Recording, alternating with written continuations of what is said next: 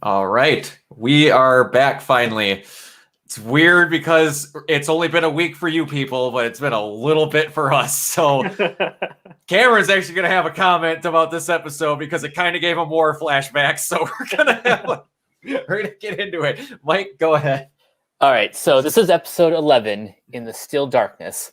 The electrical power in Tokyo 3 is completely cut off as a result of sabotage by parties unknown, trapping most NERV personnel inside, and worse, trapping all three Evangelion pilots outside of the base. A new angel, Metariel, Don't feel bad. appears and begins to burn its way down to NERV headquarters by using a corrosive acid attack, and everyone inside must struggle to power up the Evangelions as the pilots try to make their way back into Central Dogma through a maze of closed corridors and air ducts. The pilots then enter their Evas and go into battle. After traversing more vents and passageways, they come face to face with the Angel. Asuka defends Shinji and Rei from Metariel's corrosive acid, while the other two pilots retrieve Shinji's rifle. Shinji then uses the rifle to destroy the Angel. Cameron, I'm going to start with you since you made a comment off air. Yeah, knowing that I was in that notorious Texas blizzard where the power went out for multiple days. Yeah, I kind of hated seeing this episode. Only because it's just like, oh, now I know how that feels. It really sucks. I mean, granted, we didn't have an angel attack, but we had freezing temperatures. So,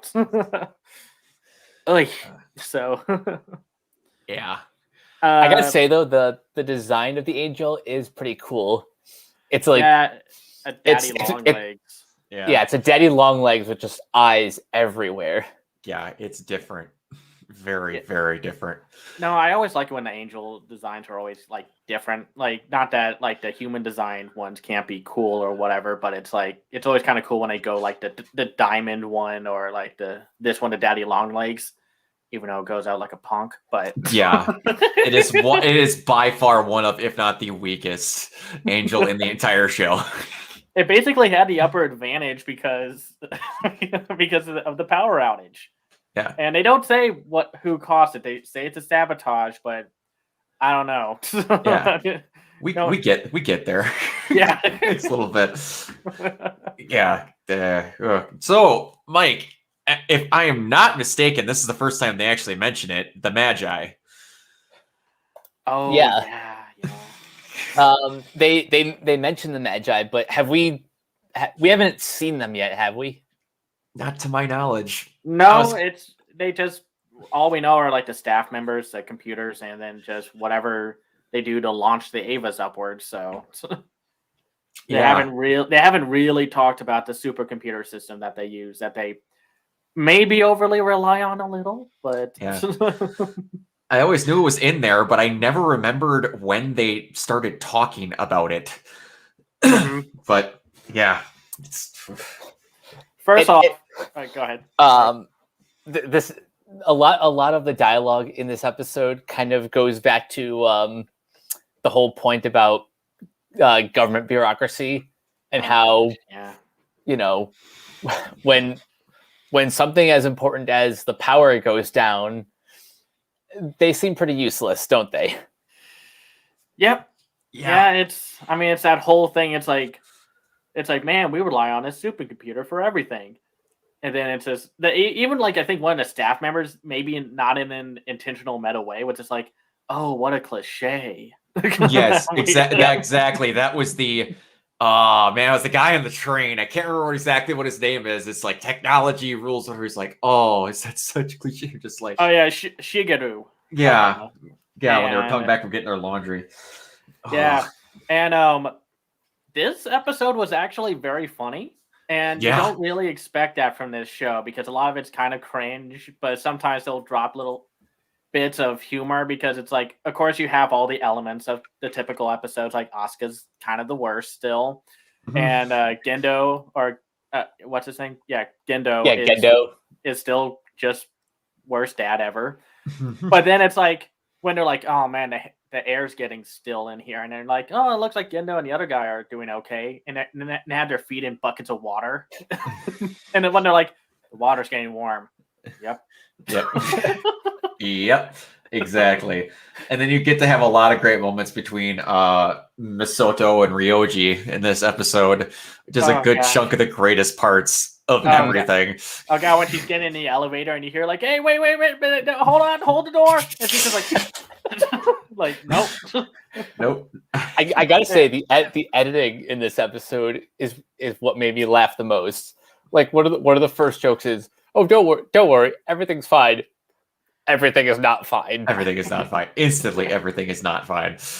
Oh gosh, and I actually thought this was like the best episode so far that had all the three pilots together. Like again, Asuka's continues to be the worst, but I liked their chemistry a little more. I liked Asuka being like, "Well, shut up, Miss Perfect. I'm the leader," and then like a second later, okay, so where should we go, Miss Perfect? Yeah, exactly. It's a shortcut. But if there was to be a shortcut, where would this be? Or like when they finally go the wrong direction, but then they see the Ava. I mean, not the Ava, the Angel. Yes. And then they close the door and they look and she's like, well, now we know what to do now. We've come in contact with the Angel and now we know that what we need to do. Exactly. She had the lion's share of all the lines in this entire episode. And man, I never get over just how not in touch with anything outside of herself she is, because it just shocks me how much, even though every time I see it, it's just like, duh, it's still the same thing. Just how much she is not aware that if someone she thinks is better than them, she doesn't think about the situation at all. She accuses Ray of having special treatment. Ray in this entire show has been nothing but a bruised guilt trip that lives in a shithole. Yeah, no. I also kind of like that we got to see everyone outside of Nerve, like just kind of outside of work and whatnot. And I like seeing what's his name, Shigeru with the guitar, and I actually where is he? Makoto. When it's just like he was like the last one to know, and then he's like, "Oh my gosh, there's an angel! I gotta go get to headquarters and tell them about this. Where should I go?" Yes, exactly. Yeah, and even though the action's very, let's just say, limited, I did think it was kind of a cool situation that you don't see a lot of giant robot shows get into, because the Avas were basically at a disadvantage only because of the power outage. Yep. That, and they were in such close quarters that this was less about a brute attack and more strategy, which I think was kind of nice. Yeah, and the whole acid thing just Yeah, they do vary up how all the angels attack for the most part, and I do greatly appreciate that. Oh yeah, no, they don't. Like, I guess, like, I think this was a thing from like the Super Robot shows that like Go Nagai would make. They'd all be the same. They just be kind of a little zanier looking than usual. Here, it's like they all have different designs and they all have different patterns of attacking and such. Still goes out like a punk. I'm sorry, I'm not going to get over that. That thing got like, what made this angel so deadly outside of these prerequisite situation like issues? Because he just got taken down by rifle fire, and that never takes him down. No, it's just funny. It's just like, the angels were talking like, let's just give Frank a go. He's been wanting to go at him for a while. Let's see why not. Yeah, it is funny that it was about as well. It's like it was basically what I want to say an Australian Daddy Long Legs, where it's just about as weak as one, but it had a cool attack, and it's a glass cannon, pretty much. Yeah. I was gonna say, like this is probably the perfect example of a glass cannon. Yep, because exactly. all that like corrosive acid is like that'll melt your face, but it'll be taken down by gunfire. Yeah, exactly. That is one where they there's a reason, like, okay, we can't have all three of the Avas fight it, because then it would lose instantly. Because we're going to show that it gets beat by rifle fire. And it's like, before we get too far to that, I always, like, in these animes, get the biggest kick out of sometimes just Japan does not understand how ridiculous something looks without trying to make it look ridiculous. Like, you had 5 guys lifting and operating the entrance tube to the Ava. Mm-hmm. No, those things must be heavy as hell. So. Yeah, I can imagine that thing weighs like 5 tons, just that one thing. Oh, gosh. And it was the one moment where they're kind of like, hey, Gendo's not completely a soulless asshole. He thought you'd make it because you have a fucking job to do. Did he? No, because they don't really. There are a few things about this episode's dialogue that comes off a little clunky just because of its placement. It's like, okay, Shinji, why did you want to bring up what the hell angels are? I don't know. They just needed something to talk about. Yeah, and it felt very forced, or like they needed something substantial to happen. Otherwise, it'd just be like very little happens. Power goes out, angel attack.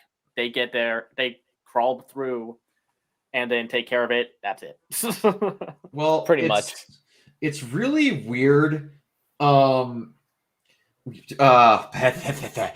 really weird that it's kind of the show. How do I want to say this? It's kind of the weird situation where the show knows that it acknowledged that something exists, but it's not acknowledged to that character. Because, like, we're aware of Adam now. Yeah. Or at least the show is aware of Adam.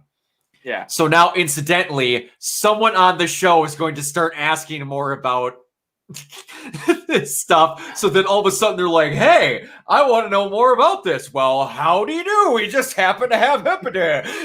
It's what's that term? Term that's used as like, it's the story's run by convenience. Yeah, exactly. Yeah. And but otherwise, I don't know if there's. I don't know. I didn't take away a whole lot from this episode outside of just some of the funnier moments and the wimp of an angel. But yeah, this episode was pretty bare bones in terms of plot, but in terms of like character moments and character interactions, that's what carried this through to the end. Yeah, it was very much we're going to mention a couple of things that'll be important later. Yeah. But we don't want to show anything else. No. So maybe I'm just kind of digging too deep because I'm trying to find something to think about with this episode. Did Ryoji maybe cause the sabotage? Because that's why he was running late to the elevator? Or I don't know. It's like, I guess it's just interesting because the last time this show had to deal with sabotage, we found out basically that Gendo sabotaged that goofy robot thing with the nuke for a heart. You mean freaking Jet Jaguar? Yeah, that guy? Yeah. No, never get over that stupid fucking thing. Oh, it's worse every time I see it. Well, that whole episode is just bleh. Yeah, but now they're starting to get screwed with, and it's coinciding with angel attacks. And there's some very interesting episode titles that we're going to be coming up on today that I've been waiting on. So, yeah, it's going to be some more stuff that we're getting into. I know. I have a kind of spoilerish question, but are we going to see more human versus human shenanigans? Your guess is as good as mine. This is my into the unknown. How much do I want to say? You're going to have some more humans that are think they know what the world needs. Yeah. I'm trying to be vague as hell right now because only reason I ask is because on an upcoming episode of Renegade Animation, well, that'll be out by the time this gets posted. Yeah. Cameron and I were talking about a show called Pacific Rim: The Black, Yeah. And Oh gosh. it does the Walking Dead thing where it's there like there's a human antagonist on top of the kaiju. Oh, okay, got it. So I'm kind of wondering if Ava's heading in that sort of direction. I'm trying to not say as much. I will say that there are human antagonists. Okay. Best kind for your Yes. giant robot shows. Because Yes, the humans are the reasons why we come to them. No. Hey, Gurren and Gundam pull it off all the times. Yeah, why can't everyone else? But Why can't everybody else play with their toys? Yeah. Yeah. So again, we ask this every episode. Mike, how you sitting? I'm at we're at the point right now where the seatbelt light is off. We're smooth sailing. All right, sweet, good deal. Still doing a-okay. All right, we are clipping along here. Cameron, as we're heading out, where can people find you? You can find me on twitter.com/camseyeView. I have my own website called camseyeView.biz where I review foreign animated films and just animated films in general called The Other Side of Animation. I also have a Patreon at patreon.com/camseyeView. That's if you like my work, you can support me there also. Alrighty. Awesome. Mike, where can I find you? So you guys can find me on Twitter at CaptainK42. Check out all my quick thought reviews on letterboxd.com/CoachK42. Find me in all the various Facebook groups just at my name. You can check out Renegade Pop Culture on Facebook and Twitter at Ren Pop Culture. You can check out all of our podcasts on Anchor, Spotify, Apple Podcasts, wherever you listen. And of course, this is all under renegadepopculture.com. You can escape, so do we. Absolutely. And you can find me basically everywhere at Organoid Zero, mostly Twitch and YouTube. And if you know that, you're already watching this video. Unless you're one of those crazy people that gets to see this live on my YouTube channel, my dummy one on accident, like some people saw the other day when I was recording something. All right. Until next time, we'll see you guys later.